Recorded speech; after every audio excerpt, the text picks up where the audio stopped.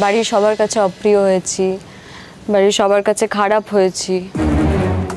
আমার বাবা আমাকে দু চোখে সহ্য করতে পারে না, পছন্দই করে না আমাকে অ্যাজ এ হিউম্যান বিং। আমার বাড়ির লোক আমাকে এ বাড়ির মেয়ে হিসেবে স্বীকার করতে চায় না, কারণ তাদের খারাপ লাগে। খারাপ লাগারই কথা। এই বাড়ির মেয়ে হিসেবে আমি যা যা কাজ করেছি সেসব তো কোনোটাই আমার করার কথা নয়। শুধু লালনকে ভালোবাসি এটা ভেবেই করেছি, আর কি বলবো।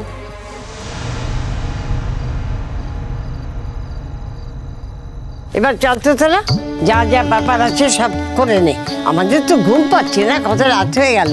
আয় আয়, শোনো বড় বৌমা, ওই যে নারকেলটা আছে ওটা ফাটা ফাটিয়ে, আর শোন ওই নারকেল থেকে যে জলটা বেরোবে না, তোর এই চুলটা ভিজিয়ে তোর বরের পা দুটো মুছিয়ে দেবে, কেমন? তবে তোকে কিন্তু আজকে খুব সুন্দর লাগছে ফুলঝুরি, খুব সুন্দর। এই সাজাতে গিয়েই তো আমার একটু দেরি হয়ে গেল। সাজাতে গিয়েই তো দেরি হয়ে গেল। কি সুন্দর লাগছে, খালি একজনকেই বলে যাচ্ছ তোমরা, কেন গো? একজনকেই বলছে কেন? আমার লালনকে কি দেখতে খারাপ? খুব সুন্দর লাগছে রে তোকে দেখতে, দেখো তো ভালো করে। আমাকেও ওই অঙ্কুর স্যার সাজিয়ে দিলেন। কি করবো বলো, এখন যে যা বলছে আমাকে তাই করতে হচ্ছে।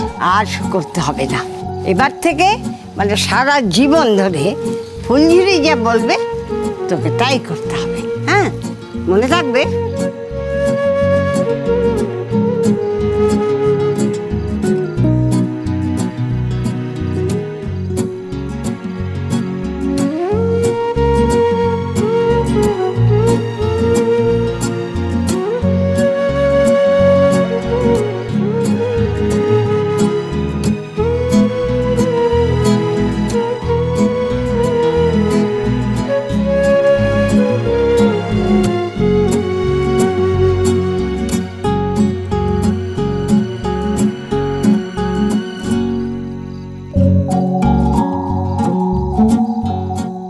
এবার চুলটা দিয়ে পাটা মুছিয়ে দাও।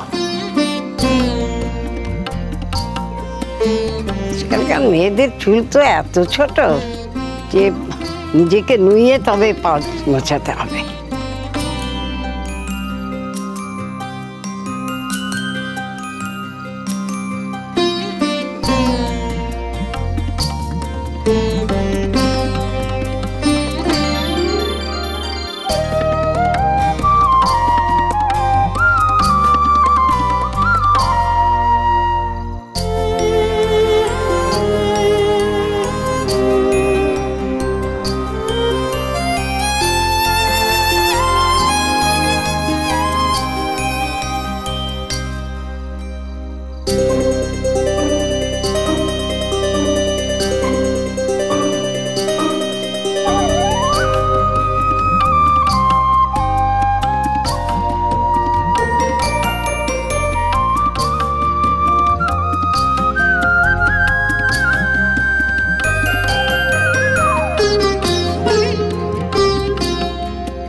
নে এবার মিষ্টি খাইয়ে দে।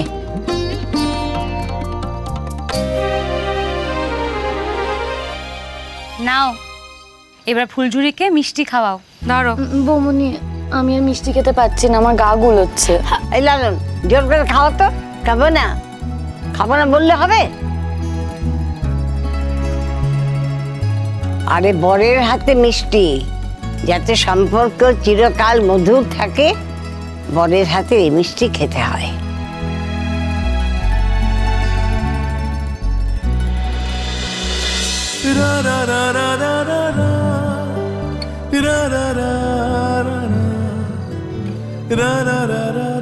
ফুলঝুরি নে, এবার তুই লালনকে মিষ্টি খাওয়া। সে কি আমাকেও খেতে হবে? আমার গা গোলাচ্ছে, সত্যি গা গোলাচ্ছে আমার। এই কি করছিস? চুপ করবি? এরকম করছিস কেন? বউয়ের দাও মিষ্টিকেই নাকি গা গোলাবে? গোলাক গা। আর আমি চলে যাওয়ার সময় তোকে একটা মিষ্টি পাতা পান খাইয়ে যাব, সোহাগ পান। বাসরেই খাওয়াতে হয়, তবে সেই সুযোগ তো পাইনি, আজ খাইয়ে যাব। হ্যাঁ সত্যি গো, আমার না পান পান মন করছে খুব। আমার একটা পান দাও না আমার একটা। খাওয়াবো একদম চিন্তা করিস না, খুব ভালো করে পান খাওয়াবো।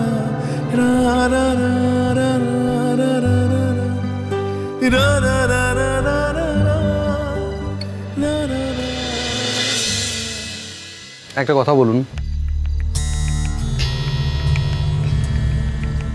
লালনকে এখনো ভালোবাসেন?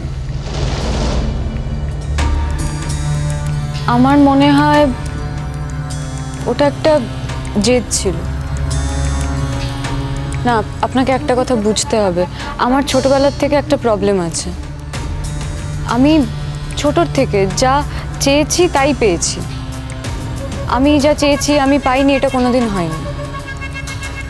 এবার বলতে নেই, এটার জন্য আমি আমার মাকে রেসপন্সিবল মানি, কারণ চাকরি করতো তো, সময় দিতে পারতো না। তাই যখন যা চাইতাম বাড়ি এসে সবটা দিয়ে দিত। তাই তখন থেকে আমার মধ্যে এটা তৈরি হয় যে আমি যা চাইবো আমাকে সেটা পেতেই হবে, সে যেভাবেই হোক। আর সেটাই আমার সর্বনাশের কারণ হলো। তাই জন্য আমি এত কিছু করে ফেলেছি। আর এখন যখন আমি ভাবছি যে কি হলো না হলো, আমার এত লজ্জা করে না, আমি আপনাকে বোঝাতে পারবো না। আমি এটা ভাবতেই পারি না যে লালনের মতন একটা ছেলের জন্য আমি এরকম আদিক্লাপনা, এরকম হ্যাঙ্কারি। মানে লালনের জায়গায় অন্য কোনো ছেলে হলে অসুবিধা ছিল না? না, আমি সেটা বলতে চাইনি, sorry. What I meant to say is যে কারোর জন্যই ওটা করা ঠিক নয়, উচিত নয়।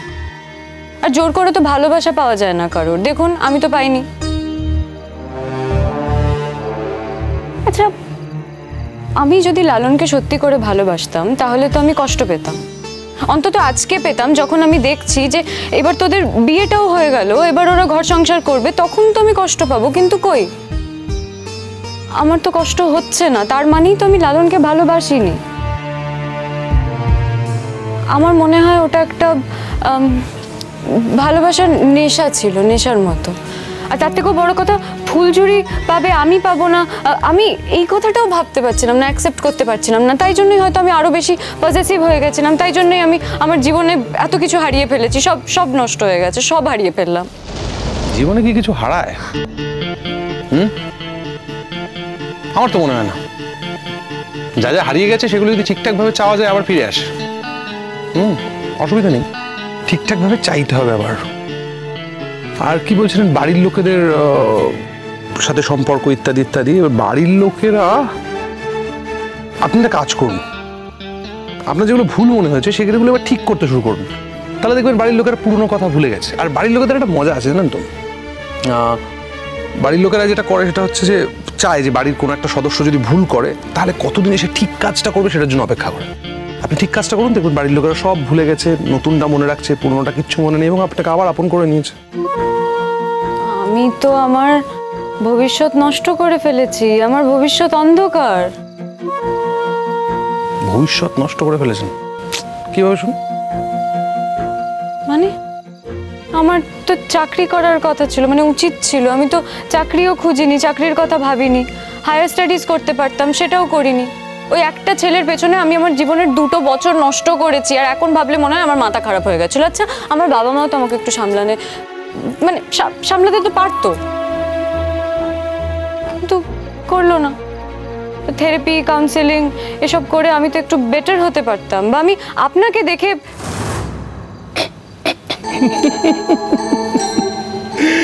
আপনি আমাকে দেখে কি বদলে গেছেন? Please don't platter yourself. আমি যেটা বলার চেষ্টা করছি সেটা হচ্ছে আপনাকে দেখে, মানে আপনার মতন মানুষও তো পৃথিবীতে আছে। আর আপনার মতন মানুষকে দেখে আমার মতন মানুষদের মনের ভেতর অনেক গিল্ট হয়, গ্লানি হয়।